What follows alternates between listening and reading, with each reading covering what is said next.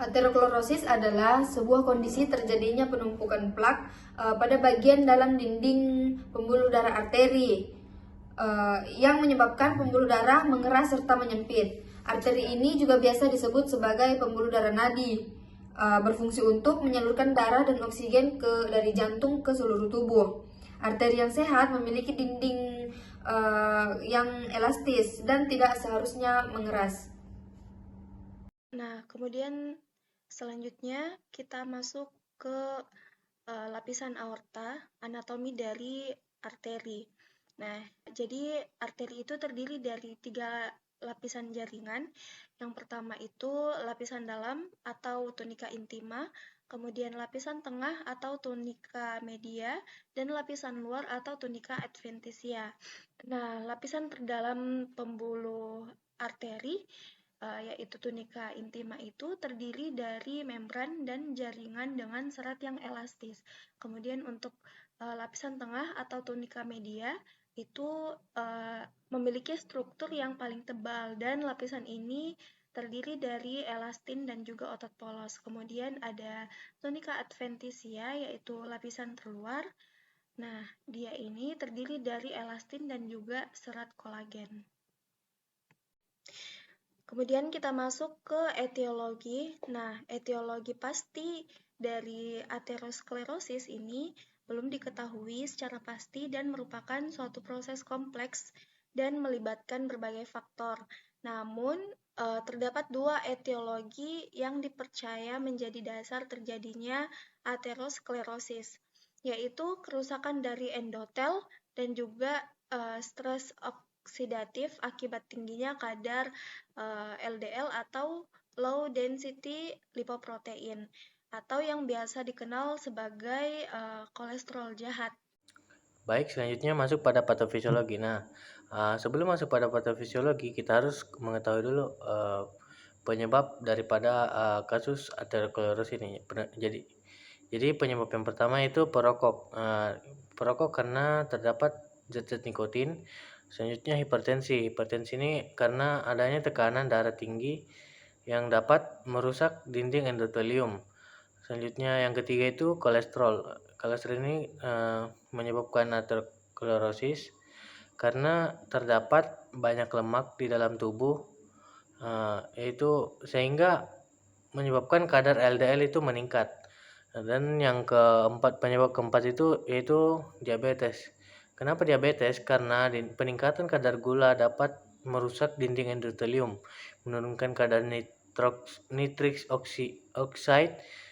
Jadi nitric oxide ini yang mengatur gula darah, sehingga penurunan nitric oxide dapat mengurangi kontraksi vasodilatasi dan vasokontraksi pada arteri ini. Nah, kita masuk pada patofisiologi.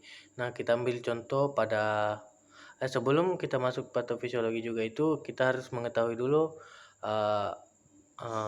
anatomi dari patofisiologi. Jadi lapisan pertama itu intima, lapisan kedua media, dan lapisan ketiga eksterna. Nah, intima ini di situ ada namanya dinding endotelium. Jadi kita ambil contoh saja pada kasus perokok. Jadi perokok ini kan banyak zat-zat nikotin nih. Nah, nikotin ini masuk ke aliran darah. Jadi nikotin masuk ke endotelium, lalu LDL juga masuk ke endotelium, dan monosit juga ini masuk karena adanya LDL yang masuk pada dinding endotelium. Monosit mengeluarkan zat radikal bebas sehingga LDL teroksidasi. Jadi oksidasi LDL ini oksidasi LDL makrofag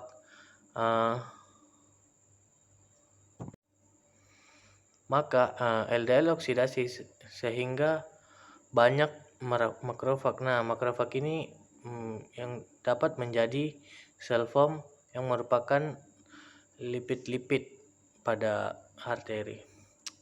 Kemudian lanjut, oksidasi LDL keluar dari saluran sel form. Setelah LDL keluar dari setelah LDL keluar, LDL beroksidasi memancing monosit. terjadi secara terus-menerus sehingga sel foam dan LDL oksidasi ini penuh di dinding endotelium. Itulah yang disebut plak. Jadi plak ini kumpulan sel foam yang sudah rusak sama oksidasi LDL. Dan juga kalsium mengeraskan plak. Kalsium juga ini mengeraskan plak, dan lama-kelamaan pembuluh darahnya pecah akibat menumpuknya plak pada saluran aliran darah ini. Yang selanjutnya itu klasifikasi lesi aterosklerosis. Nah, klasifikasinya ini terbagi menjadi 3. Yang pertama itu fatty streak, yang kedua plaque fibrosis, yang ketiga itu complete lesion. Nah, jadi yang pertama itu awal mulanya penumpukan plak, di mana plak dalam arteri itu jumlahnya masih sedikit dan berdiameter 1 mm. Dan yang kedua itu plaknya mulai menebal dan hampir menutupi setengah dari aliran darah arteri. Dan yang terakhir itu di mana plaknya itu sudah mulai mengelilingi arteri dan hanya menyisakan sedikit rongga untuk pengaliran darah pada arteri.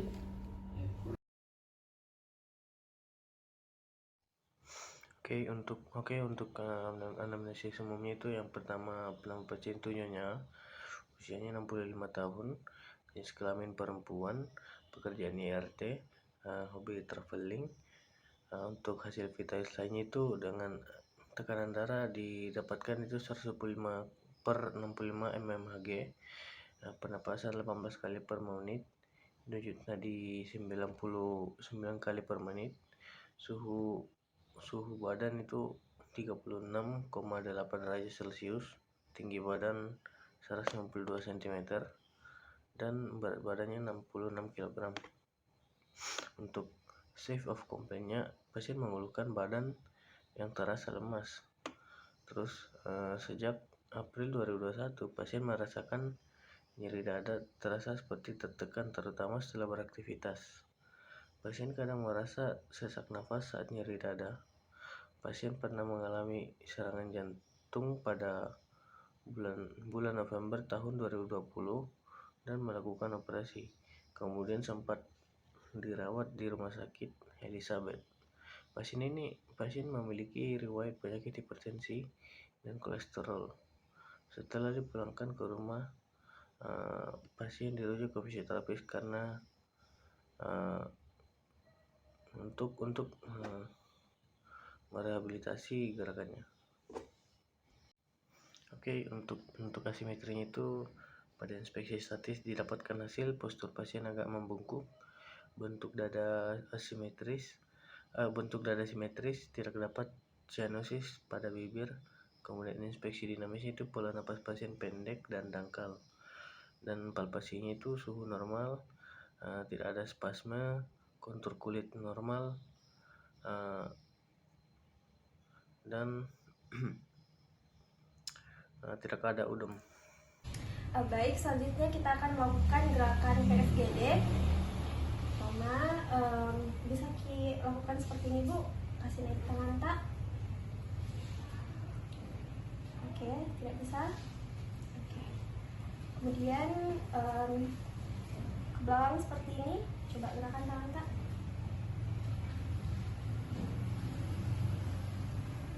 Kemudian seperti ini. Oke, selanjutnya adalah TMT. Lawan tanganku, Bu, bawa naik tangan tak. Kasih ke belakang tangan tak. Oke.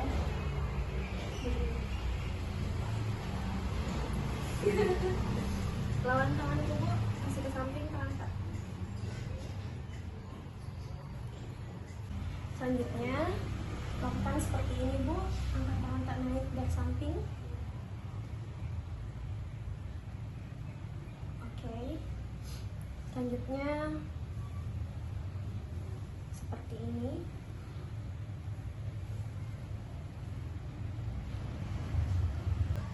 Selanjutnya gerakan seperti ini, Bu, ke dalam, kemudian keluar seperti ini. Coba kita lakukan.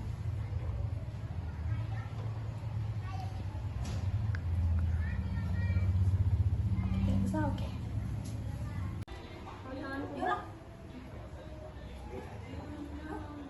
Udah keluar. Baik, berikutnya ada restriktif. Yang pertama itu limitasi ROM berupa keterbatasan pada ekstremitas atas dan bawah. Selanjutnya limitasi ADL, yaitu keterbatasan ADL berupa mandi, berjalan jauh, dan juga toileting. Kemudian ada limitasi pekerjaan, yakni tidak bisa mengerjakan tugas rumah. Kemudian ada limitasi rekreasi berupa pasien tidak dapat traveling lagi. Berikutnya ada tissue impairment and psychogenic prediction. Yang pertama ada muskulotendinogen, yakni berupa weakness pada musculus trisep brachi, musculus bicep brachi, musculus brachialis, musculus brachioradialis, musculus quadriceps femoris, musculus hamstring, dan musculus gastrocnemius. Selanjutnya ada osteoartrogen berupa kifosis, kemudian neurogennya tidak ada, dan psikogennya tidak ada. Oke, untuk spesifikasi yang pertama itu kita lakukan auskultasi. Jadi auskultasi itu ada 4 titik. Oke, kita lakukan saja. Titik yang pertama itu berada di kosta 2 sebelah kanan. Jadi cara mengetahui kosta 2 itu kita palpasi dulu. Untuk mengetahuinya, ini kosta 1, ini kosta 2. Jadi di bawah kosta 2.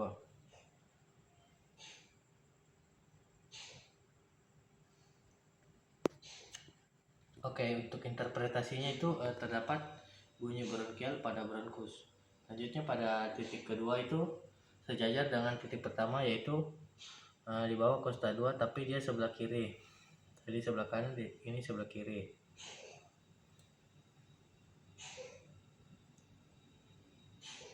Oke, untuk interpretasinya itu dia ada bunyi bronkial pada dekat bronkus. Selanjutnya pada titik ketiga itu dia berada pada kosta 5 sebelah kiri, di bawah kosta 5 sebelah kiri. Jadi kita cari lagi kosta 1, 2, 3, 4, nah 5. Dia berada di bawah kosta 5.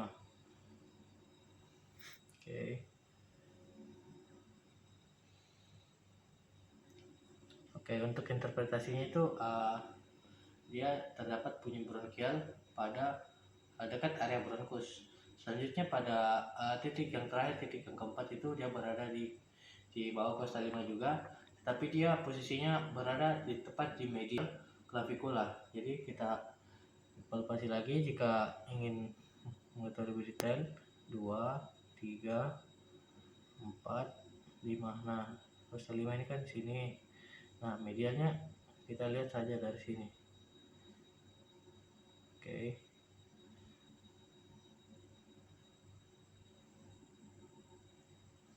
Oke. Untuk interpretasinya itu terdapat bunyi bronkial pada bronkus. Jadi kesimpulannya itu di 4 titik ini terdapat sama-sama bunyi bronkial di dekat bronkus. 3, 2, 1. Oke, untuk teknik yang spesifikasi yang kedua itu yaitu perkusi.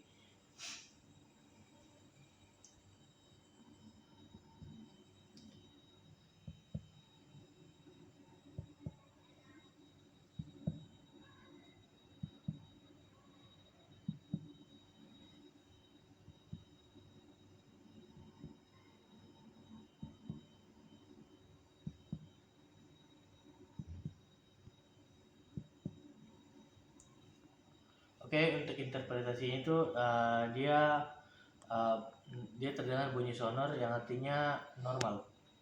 Oke, untuk pada pemeriksaan sangkar toraks itu titik yang pertama itu aksila. Sebelum inspirasi itu dia hasilnya 92 cm, dan pada saat inspirasi dia dia mendapatkan hasil 93,5. Dengan interpretasi atau selisih itu 1,5. Untuk titik yang kedua itu pada antara kosta 4 dan kosta 5. Dia sebelum inspirasi itu inspirasi itu dia hasilnya 98 cm. Dan pada saat inspirasi dia itu hasilnya 99 cm dengan interpretasi atau selisih itu hanya 1 cm saja. Dan selanjutnya itu prosesus hipoideus. Nah, proses hipoideus pada saat sebelum inspirasi dia mendapatkan hasil 100 cm. Dan pada saat setelah inspirasi atau dadanya mengembang itu hasilnya 101 cm. Untuk interpretasi atau selisih pada hasilnya itu sebesar 1 cm, yang artinya dia ini pada sangkat Torres itu positif atau tidak normal. Berikutnya yaitu diagnosis fisioterapis, yaitu weakness pada muscle ekstremitas inferior dan ekstremitas superior akibat post-OP coronary artery disease 4 bulan yang lalu. Baik, selanjutnya yaitu problem fisioterapi. Yang pertama problem primer, yaitu sesak nafas, weakness musculus triceps brachii, musculus bicep brachii, musculus brachialis, musculus brachioradialis, musculus quadriceps femoris, musculus hamstring, dan musculus gastrocnemius. Yang kedua itu problem sekunder, yaitu keterbatasan ROM, gangguan postur, penurunan ekspansi toraks. Dan yang terakhir itu problem kompleks, yaitu gangguan ADL seperti mandi, berjalan jauh, dan toileting. Kemudian ada planning fisioterapi. Yang pertama itu adalah jangka pendek, memperbaiki postur tubuh, mengembalikan kekuatan otot, mengurangi rasa sesak, meningkatkan pengembangan ekspansi toraks, dan meningkatkan ROM. Kemudian untuk jangka panjangnya yaitu meningkatkan ADL.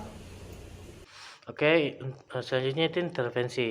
Jadi intervensi pada problemnya itu yang pertama sesak nafas, dia dilakukan modalitas fisioterapinya itu breathing exercise dengan dosis frekuensi 3 kali sehari, intensitasnya itu 5 sampai 10 kali repetisi, tipenya itu deep breathing, dan time itu waktunya itu 5 menit. Untuk yang kedua itu muscle weakness, dia menggunakan modalitas fisioterapi exercise terapi, untuk frekuensinya itu 3 kali sehari, intensitasnya itu 2 kali repetisi, dengan tipe atau teknik strengthening. Untuk time-nya itu dia 2 sampai 3 menit per posisinya. Oke, selanjutnya itu yang ketiga penurunan ekspansi toraks dengan modalitas insentif spirometri. Untuk dosis sendiri itu frekuensinya 2 kali seminggu, intensitasnya pasien fokus, tipenya meniup perlahan, dan waktunya itu hanya 6 menit. Waktunya 6 menit. Selanjutnya problemnya itu gangguan postur, dengan modalitasnya itu exercise terapi.